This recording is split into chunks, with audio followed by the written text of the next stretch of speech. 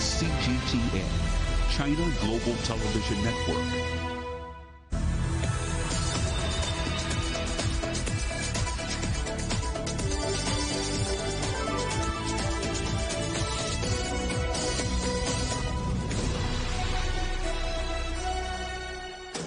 Live from London, this is Global Business.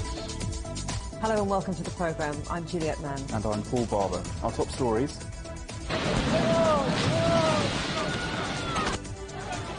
Searching for survivors. Rescue operations underway in southern Turkey and Syria after a 7.8 magnitude earthquake hits. At least 2,300 people are dead. The international community responds to Turkey's call for help by mobilising rescue teams and offering aid.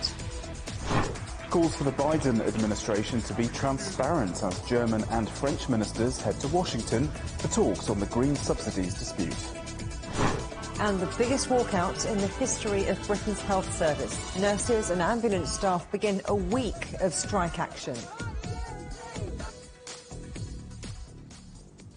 A rescue operation is underway across southern Turkey and Syria after a powerful earthquake killed more than 2,300 people. The shock, which measured 7.8 magnitude, came in the early hours of Monday, and a second earthquake came just 12 hours later. Turkey's president says it's his country's largest disaster in more than 80 years. Well, the international community have responded to Turkey's call for help by offering aid alongside search and rescue teams. World leaders, including China's President Xi Jinping, have sent condolences to the families of victims in both Syria and Turkey. CGTN's Louise Greenwood has this report. Turkey awoke to the news that many had been dreading. 2 decades after its last major earthquake, a massive shock had hit a swathe of the country along its southern border with Syria. With the first tremors coming just after 4 o'clock in the morning, shockwaves were reported as far away as Lebanon and Cyprus. In the epicenter around the city of Gaziantep, apartment blocks were felled within minutes, with no hope of residents escaping in time. Walls came down at the city's second-century castle, while mosques and other historic sites were also hit. In the region's largest urban centre, the city of Diyarbakir, frantic efforts began to locate survivors after 15 buildings collapsed along with a shopping mall. In Syria, the authorities report the highest number of casualties around the war-torn province of Aleppo and around the coastal areas of Latakia and Tartus. As we reached the entrance to the building, it collapsed totally on us. A wooden door fell on us, which saved us. My 3 kids are here. They have wounds on their heads and faces, and my daughter was saved without any injury. Teams on the ground are appealing for help as hospitals are overwhelmed by the number of wounded. Offers of support have flooded in from over 40 countries, including China, much of Europe and the US.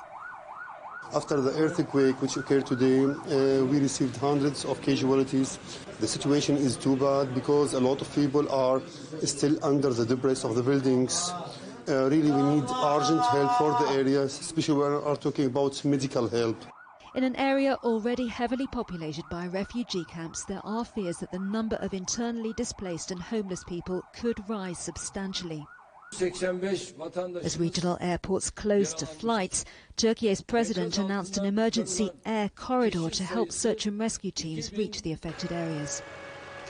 But the rescue efforts have been hampered by bad weather, and away from the main urban centres there are particular concerns about villages and other rural settlements that may be cut off. Meteorologists monitoring Turkey's eastern Anatolian fault line say the aftershocks from this huge quake could be felt for weeks to come. Louise Greenwood, CGTN. Well, let's talk to our correspondent now, Michal Bardavid. She's in Istanbul. Michal, what's the latest on the casualties?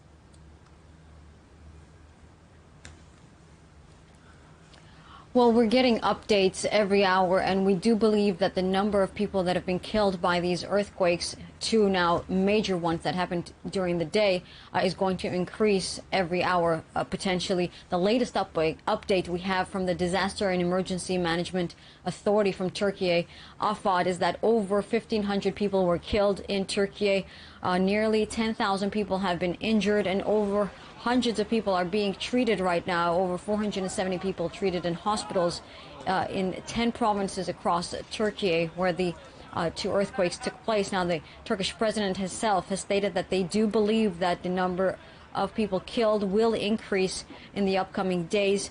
Now, the impact of the first earthquake that took place around 4 a.m. in the morning hours was already devastating, but a second one took place in the same city in Kahramanmaraş, but this time in a different district in Elbistan, with a 7.7 magnitude that also resulted in more buildings collapsing and, of course, more devastation for the people in those areas. Throughout the day, we had 42 aftershocks at least, and in total we have over 2,800 buildings that have collapsed in 10 different provinces across Turkey. The World Health Organization also has emphasized that they do believe that the number of people that have been killed by these earthquakes will increase significantly in the upcoming days. What more do we know about the rescue efforts that are being coordinated now around the world?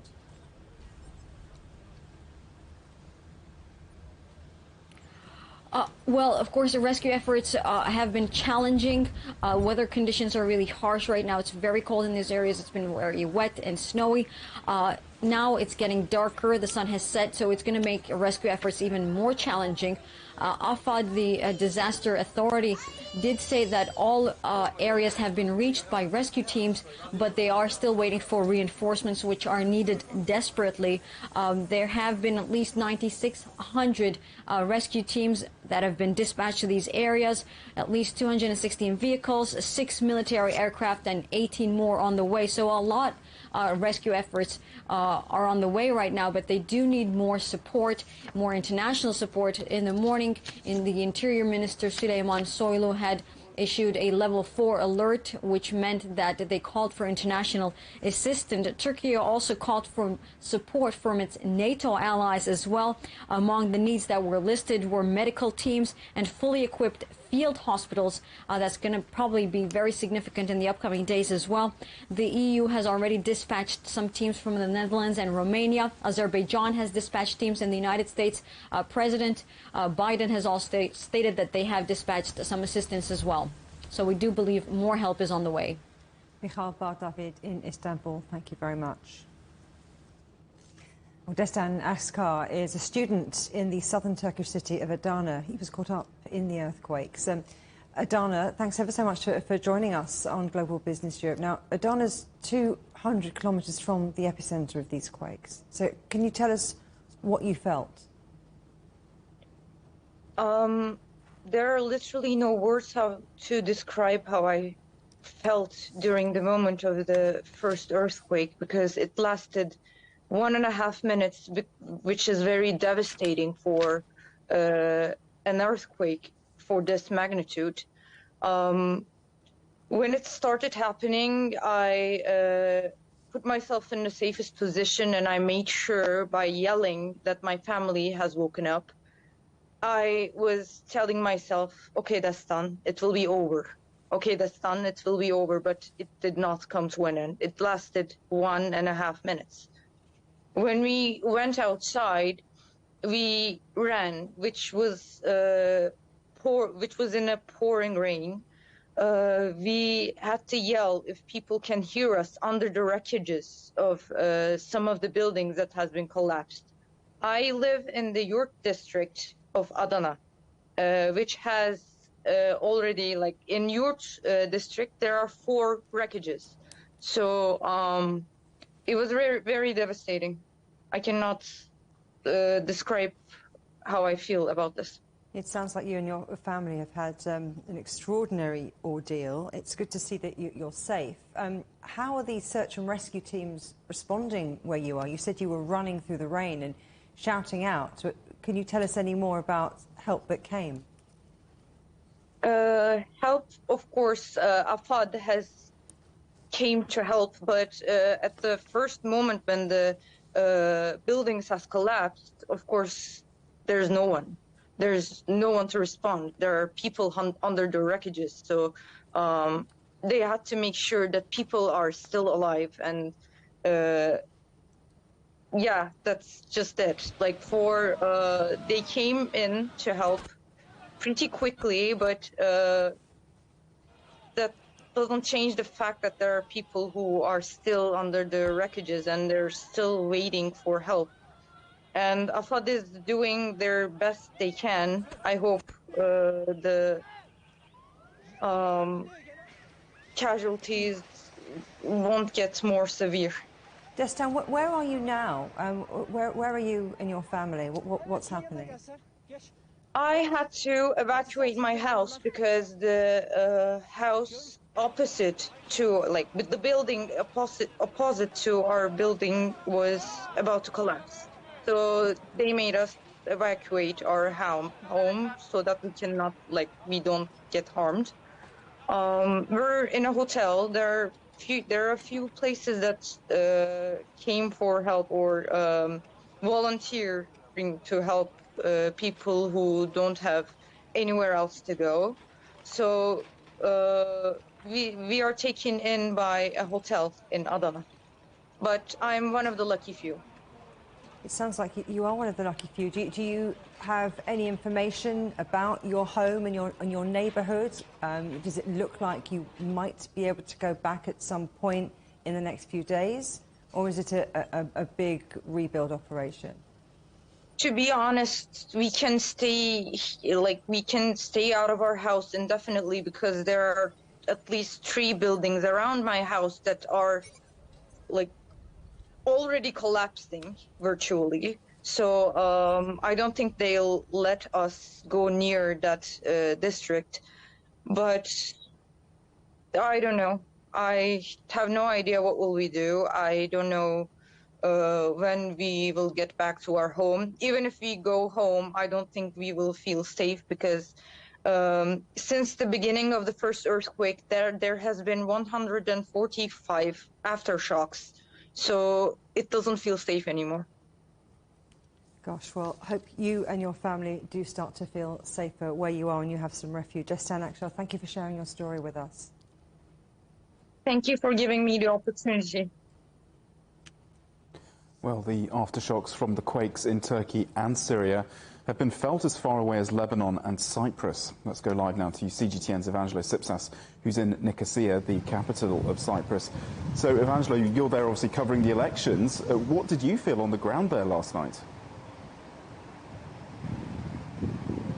Yeah, well, it was a long night yesterday after covering the elections. We went back to the hotel at around 3:30 a.m. local time, and that's right about when we fell asleep. But just a few moments after, we felt like someone was shaking us. We had this feeling of things moving around. So we woke up and we actually felt the ground shaking and moving. Then we all ran out of the hotel. A number of people were running out of their houses as well. And the building where we were staying, along with other buildings in the area, were shaking quite a lot. So there were some very minor damages of perhaps some products falling down and breaking, but nothing too serious. Now, that lasted for about 10 to 15 seconds, and I just want to give you a little bit of an understanding of the distance between here and the epicenter is about 400 kilometers. So that was felt very strong 400 kilometers away. Now, that's what was going on the ground here. There were a number of aftershocks after that we still felt, and it was shaking. It kept on going, and throughout the day, we still did feel some little shakes here about around the magnitude of 6 and 5, but nothing as strong as the one overnight. Now, there has been some response from the Cypriot government and the Greek government here in Cyprus. The President Nikos Anastasiadis, on his social media platforms, he did write that he is sending condolences to all the families and members that lost people are in search of those who are missing, but also is telling if the Turkish government needs any support. Now, on the other side, Greece, Kyriakos Mitsotakis, the Prime Minister of the Hellenic Republic, was quick and swift to respond by sending a C-130 military plane with about 20 to 25 firefighters personnel with specialized vehicles and finding people under rubble, and a number of sniffer dogs that will help in the operation. Now, it is expected to be in the air in the next few hours to assist with the efforts in those 2 areas where the quake struck overnight. Evangelo Sipsas reporting from Nicosia. Thank you very much. Well, coming up here on Global Business Europe, European countries roll out the welcome mat as tour groups return from China.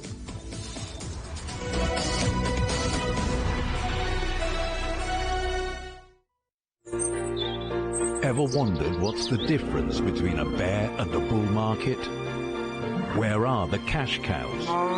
And who are the lame ducks? And what exactly are black swans? Grey rhinos? And unicorn companies? Make sense of it all with Global Business, only on CGTN. There's a new agenda for a new world, accelerating change in almost every part of our lives. It's shifting the norms of how we work, travel, and connect. How we think, interact, and develop. It's a new reality, a new agenda with me, Juliet Mann.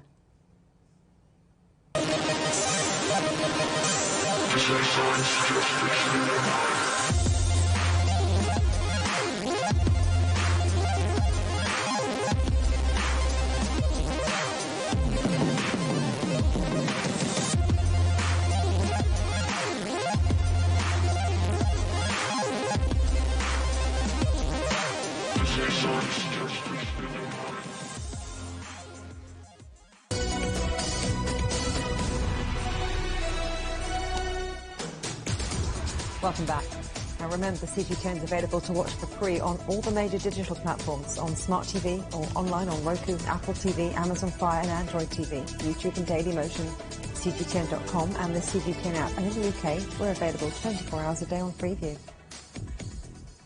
Let's be transparent and collaborative. That's the message from the French Finance Minister Bruno Le Maire as he and his German counterpart Robert Habeck travel to Washington for talks with senior officials. It comes as the European Union seeks to find a resolution to a trade dispute with the US over its plan to spend nearly $370 billion on green subsidies.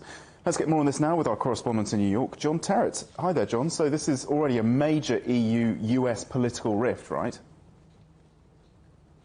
Good morning, Paul. Good morning, Juliet. Yeah, it has the potentiality to be absolutely huge, though I think they will get on top of it and they will come to a resolution. It's all based around something that we covered a lot last year called the Build Back Better bill, which is a centerpiece of President Biden's legislation. It was a huge bill worth $3.5 trillion. Anyway, it got whittled down to about $800 billion. But the point is, within that, there's $369 billion earmarked specifically for climate change issues. Huge, absolutely huge tax breaks, subsidies, tax credits, call them what you want, for companies that make this stuff here in the United States. And initially when this news came out, it was welcomed around the world, in Europe, in Asia, people saying, wow, look at that, the US administration spending the most money it's ever committed for this issue of climate change. And that was indeed unusual, and to a certain extent still is, because remember, this is very much a sort of petrochemical society here. But then around the world, the penny dropped, because these subsidies are only available under the provisions of this bill for companies that make this stuff, batteries, solar panels, electric vehicles, actually within the borders of the United States. And if you remember, we last touched on this subject back in early December when President Macron went for the very first state visit to the Biden White House. It was a lavish affair. Everyone got on really well, had a really good time. But Macron's main message as a chief spokesperson for the European Union was to President Biden, look, we need to cooperate on the issue of our economies and huge economic decisions like the one you've made as part of this Inflation Reduction Act. We do it, he said, with Ukraine, but we must do it with our economies as well. And of course, what the European Union is particularly concerned about is that these big corporations who make these things, solar panels, electric vehicles and so on, will be forced or encouraged to up sticks and come to the United States to make them in order to benefit from the tax credits that are now on the table. Biden said, look, there'll be tweaks available for unhappy allies. And then we didn't hear much about it until mid-December when the European Union said it was sending Habeck and Le Maire over.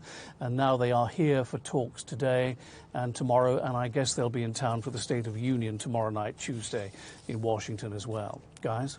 OK, so, John, what might be achieved at these talks this week? Well, the problem from the European perspective, and this is a global problem actually, Asia is concerned about this as well, but we're talking specifically now about the European Union. The problem from the European perspective is the small print in this bill. As I've said to you, it only really covers tax credits and various subsidies, you call them what you want, for things that are made within the borders of the United States. And from the European perspective, from the Brussels perspective, there's a concern that this bill is a kind of green protectionism. And there's even talk within Europe that we may end up with a situation where we have a global green stroke clean energy arms race, just like we had in Europe in the 1960s and 1970s over nuclear weapons. Same sort of thing. Now, the Europeans are concerned, and many economists are also concerned, that it may well be that some World Trade Organization rules have been infringed here. But there's no real appetite from the Eurozone to take on the United States on this issue anyway, within the auspices of the World Trade Organization. There is a joint task force set up between Brussels and Washington, but most economists seem to think that the Americans have the upper hand in that task force for various reasons. So Robert Habeck and Bruno Le Maire are here, and they have exalted positions within their respective governments in Germany and in France, but they're basically economy ministers. And they're coming, and their main message is going to be just as President Macron's was back in early December, which is we're looking for transparency and cooperation over this issue, just like we have over the issue of Ukraine. Both men are said to be optimistic that they convince the Americans to try and bend the rules a little bit. Of course, we won't know until these talks are finished, and we may not even know then. But one thing is for certain, the European Union itself is to begin discussions later this week on its own version of the Inflation Reduction Act that will include its own tax breaks and credits as a way of punching back at what it sees Washington has done, which may damage the economies in the EU. Guys? OK, many thanks, John. John Terrett there in New York. Well, let's get more on this with Zach Myers, who's a Senior Research Fellow at the think tank, the Centre for European Reform. Thanks for coming on the programme. Now, as we heard there from John, the Europeans have got their own version, haven't they, of the Inflation Reduction Act, the EU Green Deal. So what's it for and what's in it? Yeah, so, I mean, the problem that the EU perceives is obviously that the Inflation Reduction Act is going to vacuum up investment from Europe and transplant it all over to the US instead, because companies will just be so keen to get access to these tax breaks and other subsidies. And so the EU's idea is, well, we'll fight fire with fire, we'll grant our own subsidies and we'll stem that tide. Now, in my view, this is based on a fundamentally mistaken presumption, which is that investment is only going to happen in one region or the other. That's simply not true. If you take electric vehicles, for example, they're obviously very heavy, they are expensive to transport, tariffs on them are extremely high on both sides of the Atlantic, and what we've seen with electric vehicle production to date is that most of it is destined for the same region in which it was produced. So, you're not seeing huge numbers of electric vehicles cross the Atlantic. Europe and the US are going to have their own production of these facilities. The same is true, obviously, of kind of green energy as well. You can have a green energy plant in the US, and that does absolutely nothing for Europe's need for green energy itself. So, this idea in the EU that investment is being sucked away from one region to another simply isn't right. So in my view, these subsidies that the EU is proposing are quite unnecessary. We already have regulation that encourages green investment. It does feel like that everyone's trying to out-subsidise each other. As the world's economies recover from the pandemic and scramble towards this green transition, are we looking then at a green protectionism characterising 2023? Yeah, I mean, I think that's absolutely true. In the US, this has been a huge problem, in particular because Biden really struggled to get the Inflation Reduction Act through. It had various different guises over months and years, and in the end, the only way he could get enough, even Democrats kind of passing it through Congress, was to combine the interests of trade unions who wanted to kind of keep employment within the US, local businesses. There was a degree of national security interest, which is why, supply chains are being moved out of countries that are perceived as risky. And then, of course, the environmental lobby. So the US form has, very much been driven by politics rather than a purist approach. If all you cared about was climate change, you'd be happy for this investment to take place wherever was most efficient. And you know, a lot of those similar factors are also at play in the EU, and so the risk is that we end up with this subsidy race, which of course is, you know, much better than the you know, the nuclear race of the 60s, because it will lead to a green transition more quickly, but it could lead to government and public funds being kind of spent quite inefficiently. I mean, it's all very well, though, having this great big plan that's meant to be universal and that's meant to level the playing field, but not everyone's going to be able to match Germany's subsidies, France's subsidies within the European Union. So it's completely imbalanced, isn't it? Yeah, I mean, that is the big risk with the plan that the Commission has proposed. I mean, if the EU wants to expand subsidies, there's two ways to do it. One is to have kind of more joint borrowing, push it through the EU budget, in which case you're going to end up with rich countries like Germany subsidizing smaller ones. And then the other way is for the EU Commission to allow member states to subsidise their own industries. But of course, this is far more likely because countries like Germany would not, you know, don't have the appetite for more joint borrowing. But it will result in the rich countries getting richer and the poorer countries, you know, not being able to catch up. I think there are aspects of the plan which don't focus so much on increasing subsidies. They focus on making it easier for green infrastructure to get rolled out, so easier permitting, for example. That sort of stuff seems like quite a good idea to me. But you're quite right that the risk here is of kind of fragmenting the European single market. Zach Myers, always a pleasure talking to you. Thank you very much for your insight. In other news, protests have erupted across India against the Adani Group as the coal mining giant's share price continues to drop over fraud allegations. Hundreds of members from India's main opposition Congress party took to the streets in New Delhi. Protesters are demanding an inquiry into those allegations. US short seller Hindenburg accused Adani of market manipulation and fraud after releasing an investigation report last month. So far, the allegations have cost Adani more than $110 billion. Computer giant Dell has announced plans to cut 5% of its staff around the world. The massive layoffs are expected to affect more than 6,000 people. The company says it's facing an uncertain future due to challenging market conditions. Dell's following in the steps of other US tech giants like Microsoft, Google and Amazon, which have all reduced their labour forces. Australian company Recharge Industries have been named as the preferred bidder for a UK battery startup that collapsed into administration. Recharge, which is currently building a facility in Australia, says it hopes to build the UK's first gigafactory. British Volt had been scheduled to begin work on a giant EV battery factory in Northumberland, but work was delayed several times before the firm collapsed mid-January. And speaking of electric vehicles, Nissan will buy a stake of up to 15% in Renault's electric vehicle unit Ampere. The move is part of a rebalancing between the Japanese and French car makers. Renault bought into Nissan 2 decades ago, but will now transfer around 2/3 of its 43% stake into a French trust. China and Australia's top trade officials have met for the first time since 2019. The 90-minute virtual meeting is the latest sign of warming diplomatic relations between the two countries. Commerce Minister Wang Wentao has invited Australian Trade Minister Don Farrell to China for further discussions. China has resumed outbound group travel to 20 countries as it lifts pandemic restrictions. Travel agencies can now book group trips to countries including Thailand, the Maldives and the United Arab Emirates. The number of people searching for trips surged when the move was announced. Hungary and Switzerland are among the European countries expecting more Chinese tourists in the coming months. And our correspondent Pablo Gutierrez is in Budapest for us. So, Pablo, this must be a really welcome boost for Hungary's tourism industry.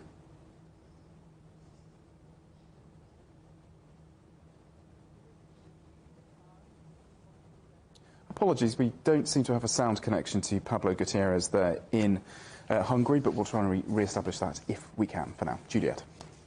Well, Chinese tour groups are again allowed to book holidays to Switzerland following the lifting of COVID restrictions. Well, our correspondent Johannes Plashberger reports from Geneva, where watchmakers are hoping that this will mean a boost in sales for the luxury market.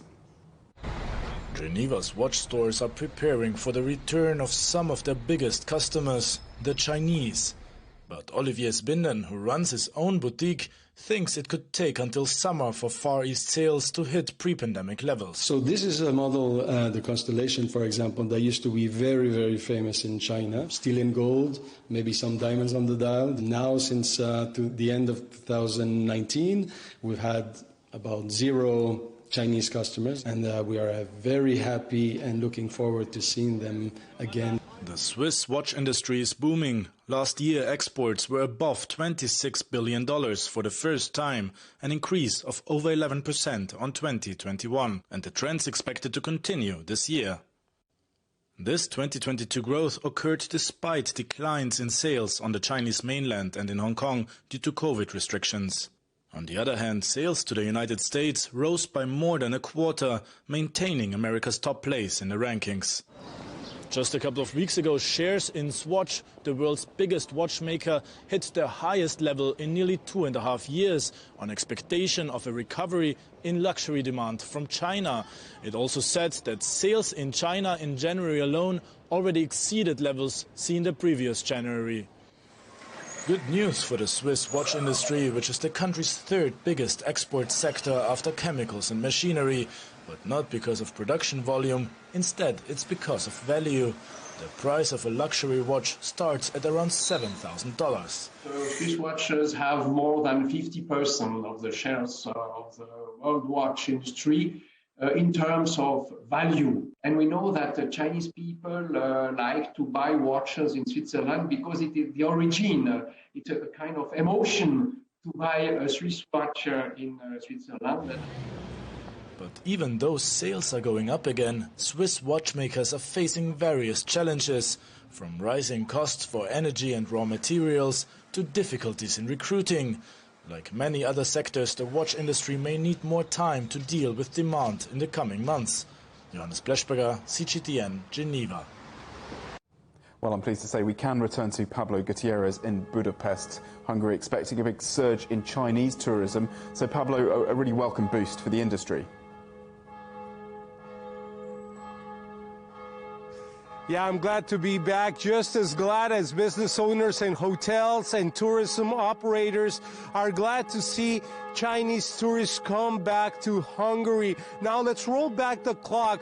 Pre-COVID-19, back in 2019, 280,000 Chinese visitors came to Hungary. That is the highest number ever.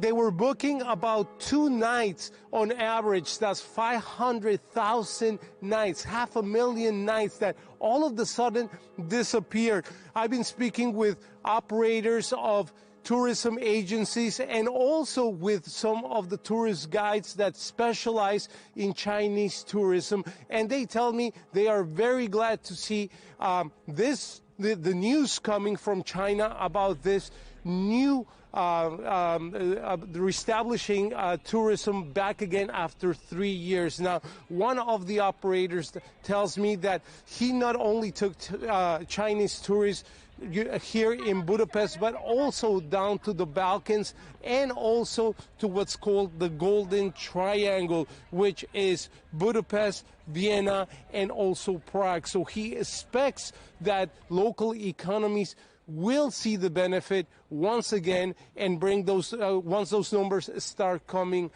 back up. Last year, let's talk a little bit about this. Only 16,000 Chinese tourists came to Hungary. They booked around 72,000 nights. That is basically a drop in the bucket compared to the numbers that we're seeing pre-COVID-19. And one of the things that is really going to help out is that just before the end of last year, 3 new flights were reestablished between China and Budapest to bring tourists, to bring visitors, to bring businessmen here to the area. Pablo Gutierrez in Budapest. Thank you. Still to come. The state of emergency expanded in Chile as wildfires sweep across huge swathes of the country, destroying everything in their path.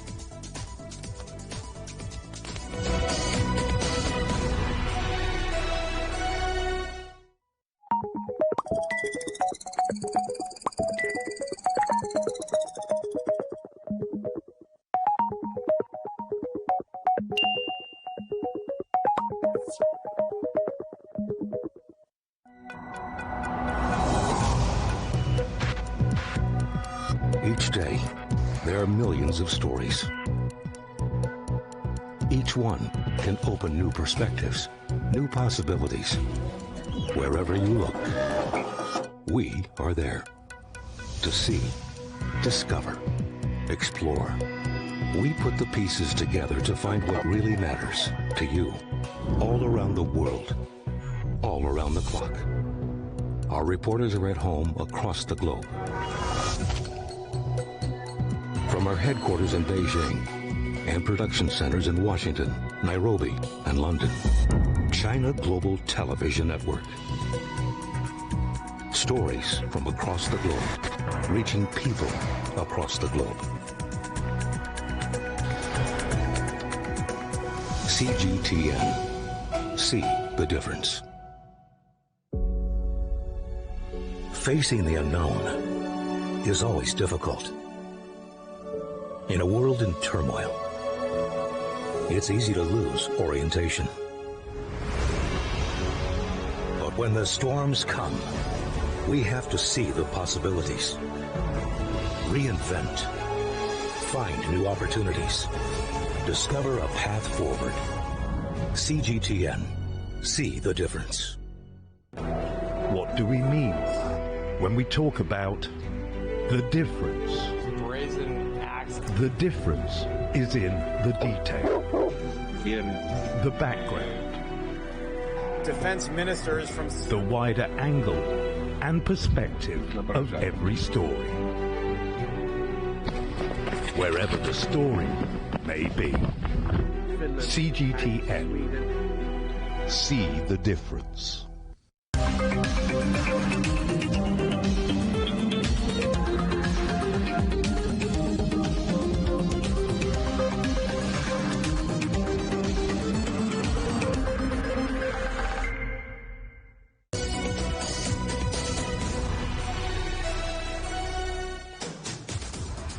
Welcome back to Global Business Europe with Juliet Mann and Paul Barber. The headlines again.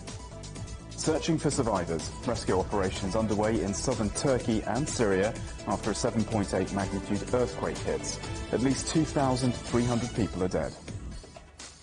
The international community responds to Turkey's call for help by mobilising rescue teams and offering aid. UK health workers are beginning their largest ever strike. Nurses and ambulance workers have been staging industrial action since late last year, calling for better pay. But today's joint walkout involves tens of thousands of National Health Service staff and is the biggest in the organisation's 75-year history. Well, our correspondent Andrew Wilson is here for more on this. So, Andrew, this is the biggest walkout, the biggest strike action in the NHS's history. Yeah, whichever way you look at it. And we've had a few of these records broken already in terms of the nurses coming out, because they've never been on strike before until December last year, and that's a first.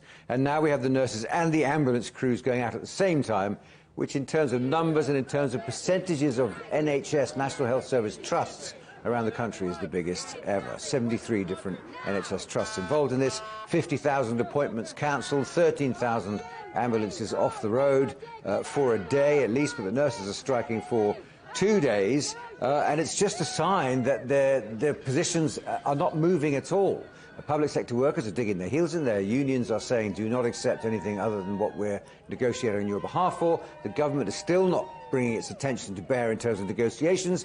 It's almost turning a blind eye. It's saying that these people are irresponsible, that they're letting the country down, and we're not going to respond to this kind of blackmail. And they're saying we'd love to give them a pay rise. The Prime Minister himself has said that, but we don't have the money for it, so it's not going to happen. But what's interesting is, 2 months into this industrial action now, let's take a little glimpse at the front line of these picket lines. The energy's still there. They're not listening. They're still saying, you know, the NHS doesn't have the money to pay. Of course the NHS doesn't have the money. That's why we're here. We're here for everyone. The government needs to listen and discuss pay rather than just saying the NHS doesn't have money. We're going to find it harder and harder to recruit, harder and harder to retain staff. A lot of people have left the profession already because they're so disillusioned. I think we've got to look at the future, and that's what this is all about. Actually, it's not about the present so much, it's about the future as well. So, yes, Andrew, some real determination to keep going there. What about the government? How much stomach does it have to keep going when it doesn't really have public opinion on its side? No, it's a good question. If you go back to the 1980s, when there was a significant industrial action up and down the country, Margaret Thatcher was Prime Minister, kind of met them head on. There was almost a war with the unions, but it was one that different sectors of the country, different sectors of the electorate, took a position on, either for or against. And it was a battle eventually that Margaret Thatcher's cabinet and government won in the end. And the miners, particularly in the industrial sector, stepped down, backed off, and a lot of their mines were closed. We're not heading towards that kind of confrontation. Again, the circumstances are very similar. There's an awful widespread sectors of the public workers are on strike, and they're persistently on strike. They're not backing down in the face of the negotiations not going their way, and yet the appetite to take them on just doesn't seem to be there in Westminster. The general public is one answer to that. Why isn't the general public voicing stronger opinions about this? The teachers were out on strike last week. 48% of the public in one poll said that they supported the teachers' right to strike. Even parents whose children couldn't go to school and therefore had to take a day off work to look after those children went into the media and saying, I, for one, will stand up and be counted, say I support these people. So there's a move in this country, post-pandemic, post-Brexit, cost of living crisis, energy crisis, war in Ukraine, you name it. There's a movement in this country at the moment which is unhappy with the situation but not prepared to start throwing the blame around. And that's a problem, ultimately, the government has to resolve. They haven't come up with anything clever so far, and of course it's not far away now, 2024, possibly the end of another general election on the horizon. So it's time to stand up and be counted. But at the moment, the nurses, the ambulance drivers, the teachers, the rail workers are all doing their bit and sticking to their lives. Andrew Wilson, thank you very much. Well, China has urged for calm after the US used a military jet to shoot down a high-altitude balloon crossing the country. It says the use of America's armed forces was an overreaction. In response to reports that a second Chinese balloon is flying over Latin America, Beijing's confirmed the unmanned airship does come from China, but is of a civilian nature. Authorities say the balloon, which has limited self-control capabilities, has been affected by weather and has seriously deviated from its planned route. The unintended entry of the airship into the U.S. airspace is completely an isolated and accidental incident, but it tested U.S. sincerity in improving and stabilizing China-U.S. relations and its way of handling crisis. We hope the U.S. will work with China to properly handle our differences.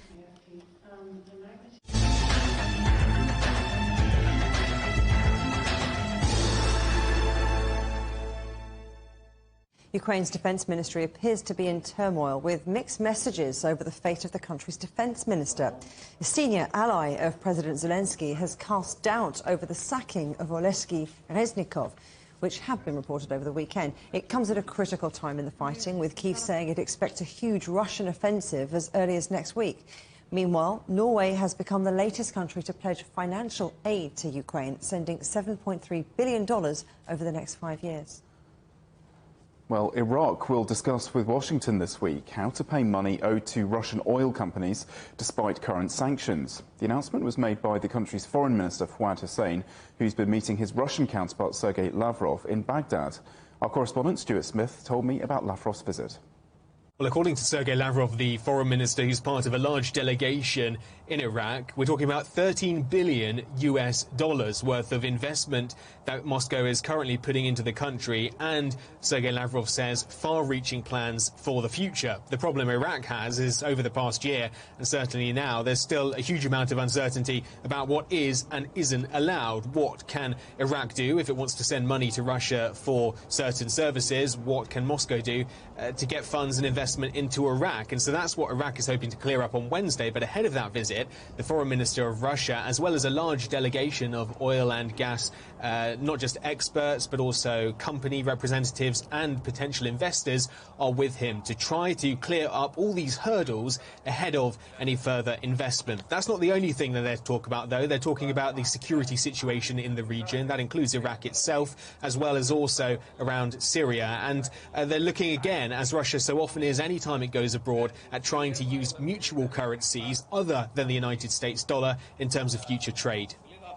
Meanwhile, Stuart, Russia's deputy foreign minister says that the head of the International Atomic Energy Agency will visit Moscow this week. What's the reason for that visit?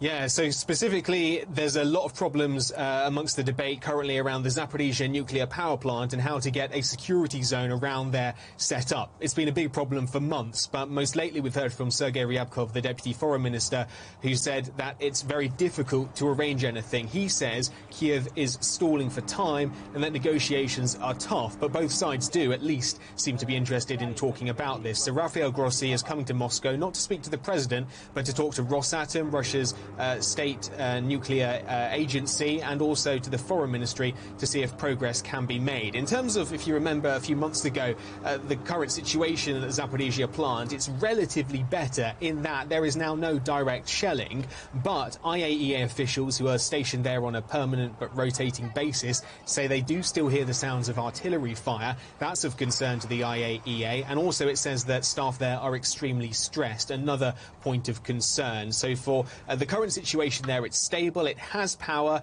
there are no issues with getting power in, no damage to external lines, but still an unstable situation which the International Atomic Energy Agency is hoping to still find solutions for. Stuart Smith there in Moscow. Now, Chile is calling for international help to contain wildfires which have left 24 people dead in the country's central and southern regions. Yes, soaring temperatures and shifting wind directions are hampering efforts to put out the flames. Our correspondent, Joel Richards, reports. Large swathes of southern and central Chile are ablaze. The government has expanded the state of emergency as wildfires have scorched tens of thousands of hectares. 800 homes have been destroyed in the past few days, and authorities say 24 people have been killed and around 1,000 injured. President Gabriel Boric cut short his vacation to visit the affected areas. We are with you, he said. All of the government's strength will be used to combat the fires and to accompany all of the victims. The families and loved ones of the fatal victims will have all of our help. We are deeply sorry. Authorities say record temperatures of over 40 degrees Celsius are to blame, while changing winds are hampering efforts to stop the fires spreading. Chile has requested additional help from Brazil, Argentina and Uruguay. This local resident of Santa Julia believes the fires were intentionally set. He says, as neighbours, we just wait for the fire to arrive, no more. There are no big plans from the government, and it would be very important to have a contingency plan. It does not exist. 10 people have been arrested and accused of intentionally setting fires. On Sunday, the government said it will seek sentences of 20 years for those found guilty. For affected communities, the panic continues. This man says their fear is that the wind changes and the fires shift direction toward their homes. On Sunday, authorities said they were fighting 51 wildfires as more high temperatures are expected in the coming days. Joel Richards for CGTN. Spain's Coast Guard has rescued more than 180 migrants from 4 different boats near the Canary Islands off northwestern Africa. One vessel was found close to the island of Gran Canaria. Another group of migrants were taken to the island of Lanzarote. Spain says more than 560 migrants arrived by boat to the Canary Islands last month alone. The body of Pakistan's former president, Pervez Musharraf, is set to arrive home for burial. Musharraf died in Dubai yesterday after a long illness with a rare organ disease, amyloidosis. Previously a 4-star army general, Musharraf aligned his country with the United States during Washington's campaign against al-Qaeda. The race to become the next president of Cyprus will extend to a runoff vote next weekend. Comes after the frontrunner, former Foreign Minister Nikos Christodoulidis, won just over 32% of the vote. However, he faced an unexpectedly strong challenge from leftist candidate Andreas Mavroyiannis, who secured just shy of 30%. Challenges for the new leader include corruption, irregular migration and breaking the deadlock in reunification talks with Turkey. Well, don't go away, still to come. Getting your caffeine fix in China. How businesses are preparing for a brewing boom.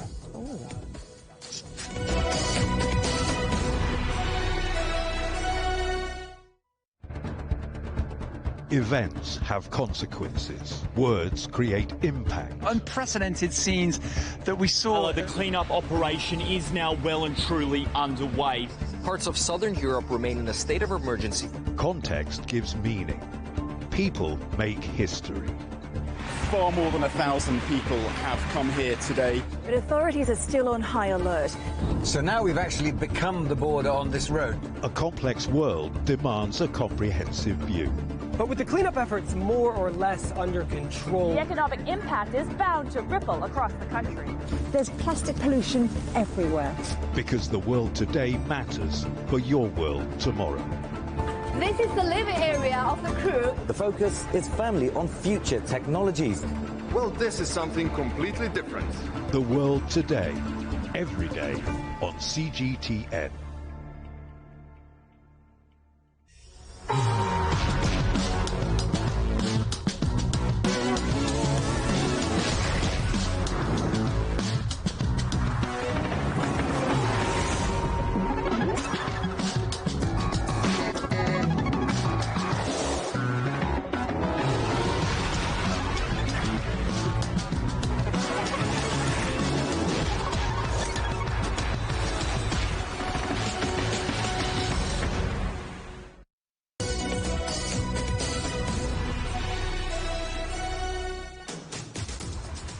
And welcome back. Gulf Oil International has announced a return to Formula One. The oil giant is now sponsoring the British Williams team after ending its deal with McLaren in December. Well, earlier I spoke to Mike Jones, the CEO of Gulf Oil International. Well, as you know, we've been partnering with McLaren in Formula One for the past 3 years, had some great moments with McLaren, but we sort of reached our natural end. And so when we decided we wanted to stay in Formula One, we looked at a number of teams, but Williams was the one that really stood out for us. First of all, I think the ethos of the team is very similar to Gulf, full of passion, a lot of teamwork. We're also very impressed in terms of the plans for Williams, a lot of investment that's gone in, and ours is a long-term partnership, and so we're really looking forward to 2023, but also the future years, and the progression the team will make. And then finally, I think, of course, as you know, our partnership with Williams is quite unique. It's not just about Formula One. It includes the Williams Academy and the esports program. So really excited, the first time ever that Gulf will be associated with esports, and really looking forward to engage in the younger generation. So you are providing a major cash infusion for Williams, no doubt a very welcome one. You mentioned the passion, the teamwork and those investment plans. Where do you think the team can go now, and what are the ambitions for the new season and beyond? Well, of course, competition at the top flight of sport is very tough.